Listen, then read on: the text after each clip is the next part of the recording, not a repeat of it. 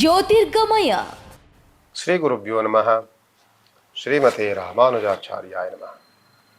ವೀಕ್ಷಕ ಸ್ನೇಹಿತರಲ್ಲಿ ನಮಸ್ಕಾರಾದಿಗಳನ್ನು ಮಾಡ್ತಾ, ನಿಮಗೊಂದು ಆಶ್ಚರ್ಯವಾಗ್ತಾ ಇದೆಯಲ್ಲ, ಗುರುಗಳು ಏನಿವತ್ತ ಒಂದು ದೀಪವನ್ನು ಇಟ್ಕೊಂಡಿದ್ದಾರೆ, ಅದರಲ್ಲಿ ಏನೋ ಒಂದು ಸ್ವಲ್ಪ ಪದಾರ್ಥಗಳನ್ನು ಹಾಕಿದ್ದಾರೆ, ಏನು ವಿಚಾರವನ್ನು ಹೇಳಕ್ಕೆ ಬಂದಿದ್ದಾರೆ ಅಂತ. ಖಂಡಿತವಾಗಿ ನಿಮಗೆ ಒಂದು ಉಪಯುಕ್ತವಾದಂಥ ಒಂದು ಮಾಹಿತಿಯನ್ನು ಕೊಡ್ತೇನೆ. ನಾನು ನಿಮಗೆ ಒಂದು ಈ ಪ್ಲೇಟ್ನಲ್ಲಿ ಉಪ್ಪನ್ನು ಹಾಕಿದ್ದೇನೆ. ಅದರ ಮೇಲೆ ಒಂದು ಮಣ್ಣಿನ ದೀಪವನ್ನು ಇಟ್ಟು ಆ ದೀಪವನ್ನು ಪ್ರಜ್ವಲಿಸಿದ್ದೇನೆ. ಇದು ಏನು ಸಾಂಕೇತಿಕವನ್ನು ಕೊಡುತ್ತೆ, ಏನು ವಿಷಯವನ್ನು ಹೇಳುತ್ತೆ ಅಂತಂದ್ರೆ, ನಿಮಗೆ ನಿಮ್ಮ ಮನೆಗಳಲ್ಲಿ ಶತ್ರುದೋಷವನ್ನು ನಿವಾರಣೆಯನ್ನು ಮಾಡುತ್ತೆ. ಜೊತೆಯಲ್ಲಿ ನಿಮಗೆ ಅನಿಷ್ಟಗಳನ್ನು ಹೋಗಲಾಡಿಸುತ್ತೆ. ಆಗುವಂತಹ ಎಷ್ಟೋ ಮೃತ್ಯು ದೋಷಗಳನ್ನು ಅದು ಪರಿಹಾರವನ್ನು ಮಾಡುತ್ತೆ. ಈ ಉಪ್ಪಿಗೆ ನಾವು ಮೃತ್ಯುಂಜಯ ಅಂತ ಹೇಳ್ತೇವೆ. ಇದರಲ್ಲಿ ಹಾಕಿರುವಂಥ ಎಣ್ಣೆಗೆ, ದೀಪದ ಎಣ್ಣೆಗೆ ಶನಿ ಅಂತ ಹೇಳ್ತೇವೆ. ಇಲ್ಲಿರುವಂಥ ಬತ್ತಿಗೆ ನಾವು ಚಂದ್ರ ಅಂತ ಹೇಳ್ತೇವೆ. ಈ ಮಣ್ಣಿಗೆ ನಾವು ಗುರು ಅಂತ ಹೇಳ್ತೇವೆ. ಇಷ್ಟು ಗ್ರಹಗಳು ಸೇರ್ಕೊಳ್ಳುತ್ತೆ. ಇಲ್ಲಿ ಒಂದು ದೀಪವನ್ನು ಪ್ರಜ್ವಲಿಸಬೇಕಾದ್ರೆ ಇಷ್ಟು ಗ್ರಹಗಳು ಸೇರ್ಕೊಳ್ಳುತ್ತೆ. ಇಷ್ಟು ಗ್ರಹಗಳ ಪೂಜೆ ಏಕಕಾಲದಲ್ಲಿ ಆಗುತ್ತೆ. ನಮಗೆ ಮೃತ್ಯು ದೋಷ ನಿವಾರಣೆ ಆಗುತ್ತೆ.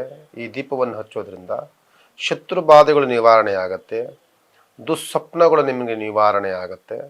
ಶತ್ರುಗಳು ನಮ್ಮ ವಾಕ್ಸಮರವನ್ನು ಮಾಡೋದು ಕಡಿಮೆ ಆಗುತ್ತೆ. ಶತ್ರು ದೋಷಗಳು ಪರಿಹಾರ ಆಗೋದಿಲ್ಲ.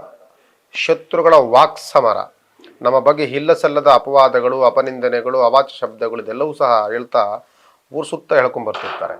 ಅದು ಕಡಿಮೆ ಆಗುವುದಕ್ಕೆ ಈ ದೀಪವನ್ನು ಹಚ್ಚಬೇಕಾಗ್ತದೆ. ಇದಕ್ಕೆ ಒಂದು ಕ್ರಮವನ್ನು ನಾವು ಅನುಸರಿಸಬೇಕಾಗ್ತದೆ.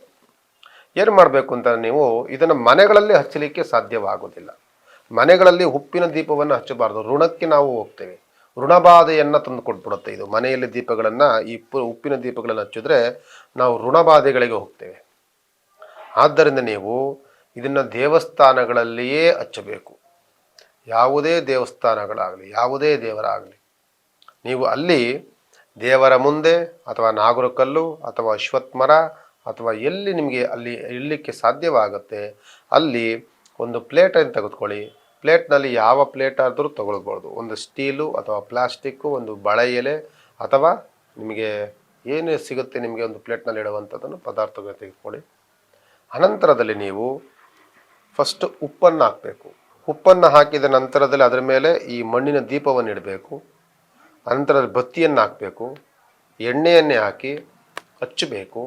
ಹಚ್ಚಿದ ನಂತರದಲ್ಲಿ ನೀವು ಈ ದೀಪದಿಂದ ಈ ರೀತಿಯಾದಂತಹ ಮುಖವನ್ನು ನೀವು ನೋಡಬೇಕು. ನಿಮ್ಮ ಸಂಪೂರ್ಣ ಮುಖದ ಛಾಯೆ ಈ ದೀಪದಲ್ಲಿ ಕಾಣುತ್ತೆ ನೋಡಿ.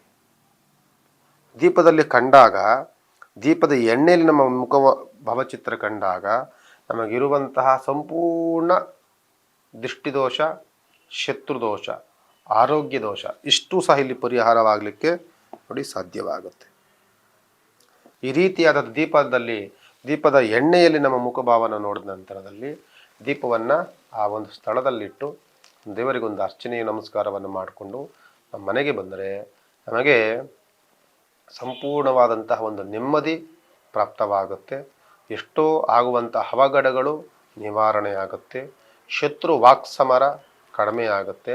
ಅಪನಿಂದನೆಗಳು, ಅಪವಾದಗಳು ನಮಗೆ ಕಡಿಮೆ ಆಗಲಿಕ್ಕೆ ಸುಲಭವಾಗಿರುವಂತಹ ಮಾರ್ಗ. ಇದೆಲ್ಲರೂ ಸಹ ನೀವು ಇದನ್ನು ಉಪಯೋಗಿಸ್ಕೊಳ್ಳಿ. ಒಳ್ಳೆ ಮಾಹಿತಿಯನ್ನು ಕೊಟ್ಟಿದ್ದೇನೆ. ಈ ಮಾಹಿತಿ ನೀವೆಲ್ಲರೂ ಸಹ ಒಂದು ಬಾರಿ ಪ್ರಯೋಗವನ್ನು ಮಾಡಿ ನೋಡಿಬೇಕಾದ್ರೆ ನಿಮಗೆ ಎಷ್ಟೋ ನೆಮ್ಮದಿ ಸಿಗುತ್ತೆ. ಎಷ್ಟೋ ಕಷ್ಟಗಳಿಂದ ವಿಮುಕ್ತರಾಗ್ತೀರಿ. ಇದ್ರ ಬಗ್ಗೆ ಒಂದು ಕಮೆಂಟ್ ಮಾಡ್ತೀರಾ? ನಾನು ಕಾಯ್ತಾ ಇರ್ತೇನೆ. ನಮಸ್ಕಾರ. ಜ್ಯೋತಿರ್ಗಮಯ.